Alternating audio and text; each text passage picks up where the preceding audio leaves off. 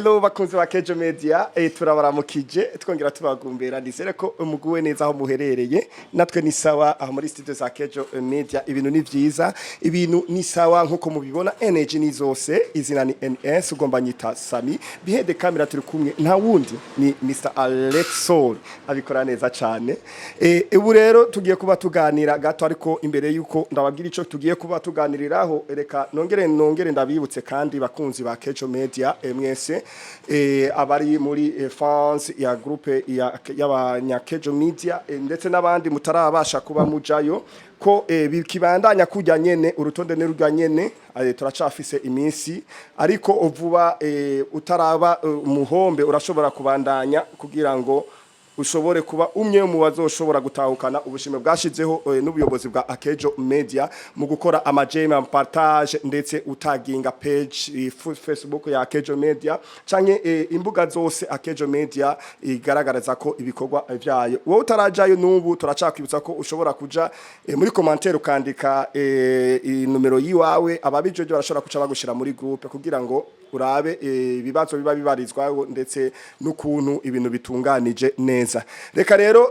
tuduge mu kiganiro nyezina ego umunsi tugiye kuba tuganiriraho ibintu mu buzima busanzwe bikunda kuba bica intege abantu kenshi ni kuki abantu bakunda kuba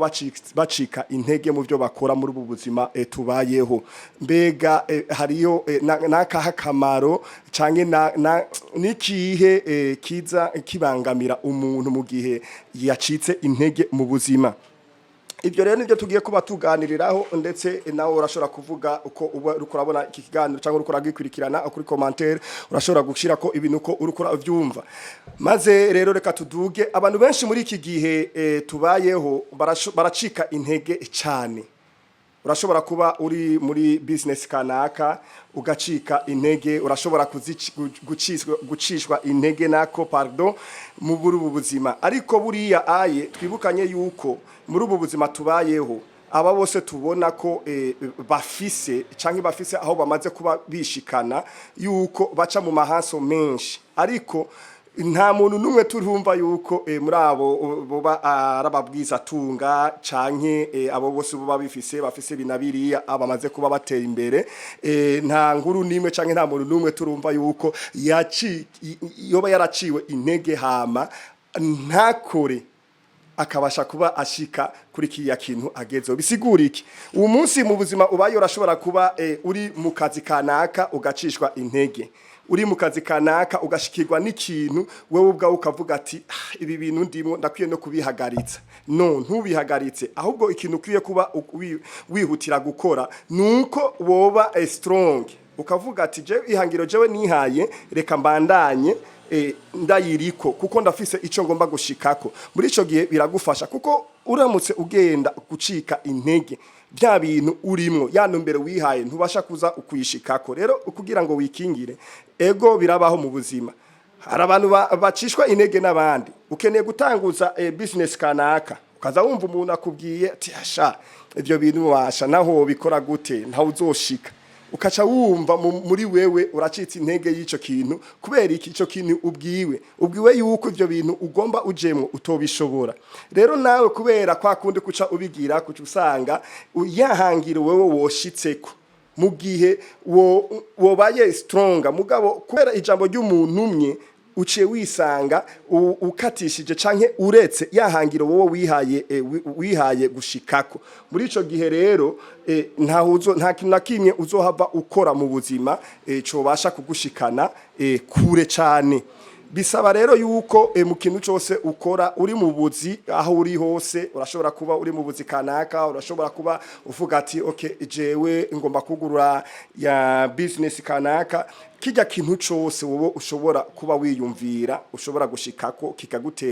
kikaguteza imbere ugashika ku byo wifuza mbo ubashwa kuba ufata umwanzuro ukwiye ndetse ego abantu baravuga yaba ariko ntuzobe wa muntu ugira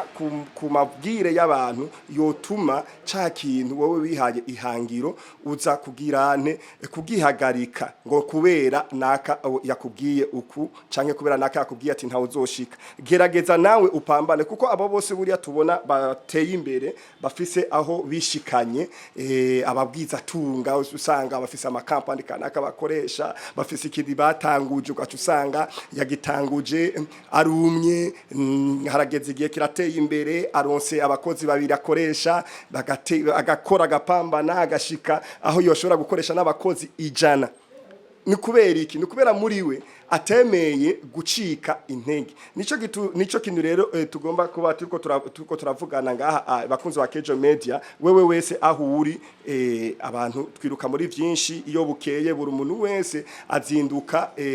mu mitigito y'ubuzima turondera ukuntu twoshobora kugirane kubaho. Mu byo twirukamwo rero hagiye tuvyitse mu byo twirukamwo byose ivyo tubona twirukamwo yaba ubuzi yaba binabiriya aye kugira ngo tuganye ifaranga kugira ngo dushike kuri bya byifuzo byacu, nukuvuga ko bidusaba kudacika intege. Nubwo wohura n'umuntu akakubwira ati ico kintu wowe ugiyemwo ntacu uzova mu ico kintu ugomba ukireke, no ntuzokumviriza ivyo, ahubwo muri wowe uvuga ati je nzopambana, nshaka gushika nshaka kuba naka, nshaka kugira ibi nibi. Mu gihe rero ukimeze uko oye ugatsinda iryo jwi ryo kumva umenga ivyo wahisemwo gukora wo bireka, aho oyo urashobora gushika kure kandi ugatera imbere. Aho rero ibyo birakunze kuba no mu masosiyete kanaka, aho usanga habaye ikintu urumva abantu bose bakaba desi nivyo barimwo bavuga ati ubuzima rero burahagaze, bakabona yuko umenga bijya bintu barimwo habaye ihinduka yuko ubuzima buhagaze. No ntubifata uko oye, ahubwo efata challenge iyo hagize ikintu nk'ico kiza, haba mu kazi urimo canke haba muri kijya kintu urimo, hakaza ikintu nk'ico kigomba kugucisha intege kigatuma bijya bintu wari urimo wo biheba, ahubwo ba strong hajya nyene cuhagarara hajya nyene ico kintu ukiboneye uce utangura busha wiyumve kwe neza yuko aho ubuzima butagiye guhagarara ahubwo bugiye gutera imbere. Aho oye urashobora gushika kuco wifuza. Hari n'abandi rero uca usanga bibagora cyane bagashika kure, ukatusanga kubwe babwiwe twumbure hari ama mistake yahabaye kubuzi, turakunze kuba tubibona kenshi, ugasanga swate hari ikintu kitagenze neza uri entreprise kanaka, abakozi ukatusanga baracitse intege, ukatusanga kujya kuntu bahora bakora inguvu zikagabanuka, no kuvuga ntibaba bagifosinga cyane kuri bijya bintu biba rimwe kuri bijya bintu. Benshi barakunze no kuba ama recherche babasha kuba bakora ndetse ashobora gushikana ivyo bintu baba barimwo nk'ubuzi kugira ngo bitere imbere, ukaca usanga kubera ca kintu cabaciye intege barabaye disi, bumva umenga bo biheba, ubunyantege nke ukaca buza aho nyene. No suko buba bikwiye kumera mu buzima, ariko buriya aye ikintu cyose iyo kibaye nukumenya yuko ikintu cyose iyo kibaye kiba gifise impamvu. Kumbure ico kintu kiba kibaye uko oye aho uzoburi hose, aho uzoburi kurakora hose canke ivyo uzoburi kuratigitamwo, ivyo uzoburi kuratigitamwo byose, menya yuko ivyo urimwo utegerezwa kubihagararamwo, kandi turi kuri yansi igoye, yansi ushobora gupanga iki iye mugabo kigapanguka, kuko twe turapanga abana b'abantu ukazusanga nayo ibyo dupanze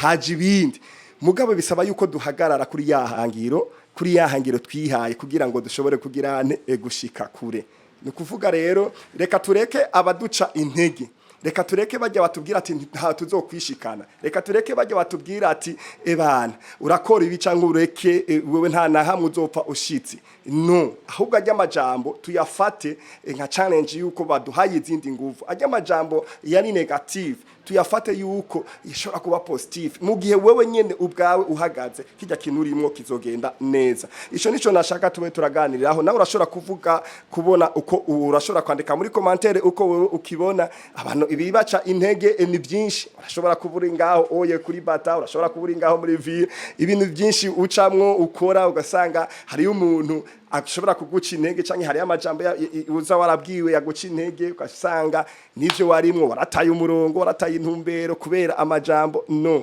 ahubwo subira kandi wisubire ku kijya kintu ya project wari wateguye bakakubwira ati ntayizoshikako, ca kintu wari wahagazemwo watanguye kiriko kiraza mugabo ugahura n'ingorane ntoyo ukaca wumva umenga wogihagarika. Gisubireko ugikore kandi ubandanye. Gikuru Imana ni ya twese uwo muntu ariko araguca intege muri ivyo bintu wowe urimwo uramubwira ati wewe nibivugire wigira ati ariko jewe ivyo nihaye ihangira iyo nihaye gushikako ivyo nihaye gushikako nzotegerezwa kubishikako kubw'Imana apana kubw'amajambo yiki y'abana b'abantu. Ico kintu rero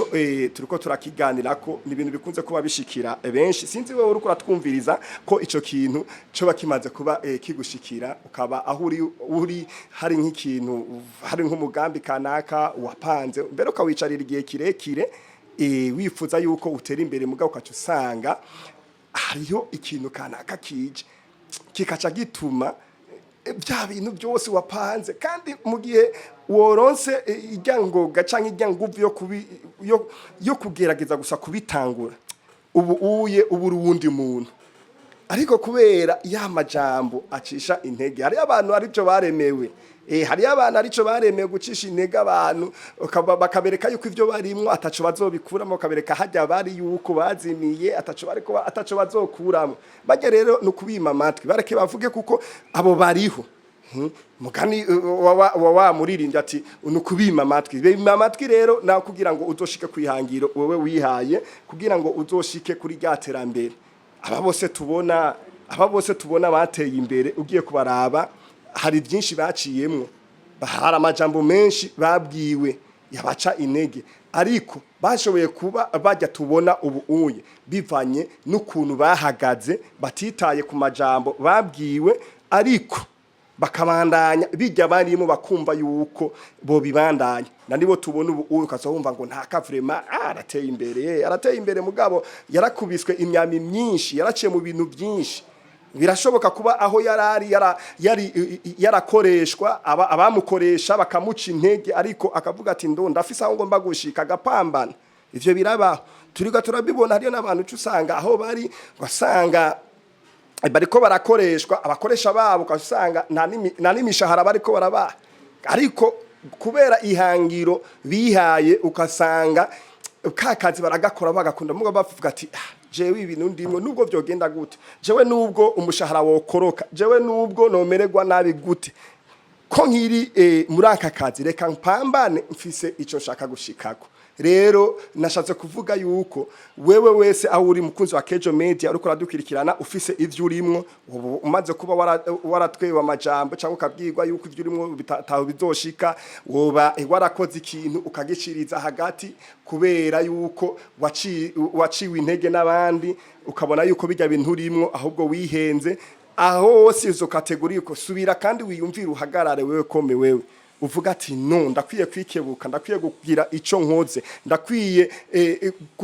kuzura ca kintu nari natanguje ca kintu muri jewe carimwo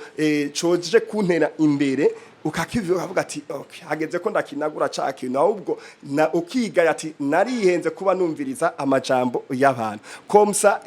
ugiye ukurikirane ico kintu uzogaruka kunshimira umbwira ati bya bintu wavugira kuri micro za Kejo Media narabikoreye ko nasanze ari byo kandi hariho aho vyashikanye byari byo rero twariko turayaga muri bya biganiro nyene dusanzwe dutanga kuri Kejo Media menya byinshi nivyo urashobora kubona kushira muri commentaire uko amajambo cyangwa uko ikiganiro wacumvise cyangwa iye twavugiye kuri micro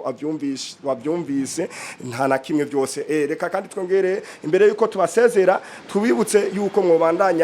mugira amajeme menshi mugira amapartage menshi kandi mubikora kujya nyene ubuyobozi bwa Kejo Media bubibasaba kugira ngo mushobore no guhiga no gutsindira bwa bushimwe bwategekanijwe ariko kandi tubibutsa yuko never give up uko biri kose ibihe byose urimo uko biri ivyo urimo byose aho nyene ubona yuko uwananiriwe aho nyene ni utegerezwa guhaguruka ukabona yuko ushobora kuzamuka nawe ukaba umuntu nawe ukaba nk'abandi. Turabasezeye rero twongera tubashimira twaryohewe cyane kukuntu mubandanya mudushigikira abatwandikira abantu bose mubandanya mudutera intege ya Kejo Media ego nkuko mubivuga tubikora neza cyane namwe support yanyu ni nziza kuri twege kandi biradutera intege kuko bitwereka ko tudatamba twirorera. Turabasezeye rero yari NS wari kumwe behind camera twari kumwe n'umusaza Alexon bye ariko mubandanya mukurikirana ibiganiro byose bica kuri Kejo Media. Ciao.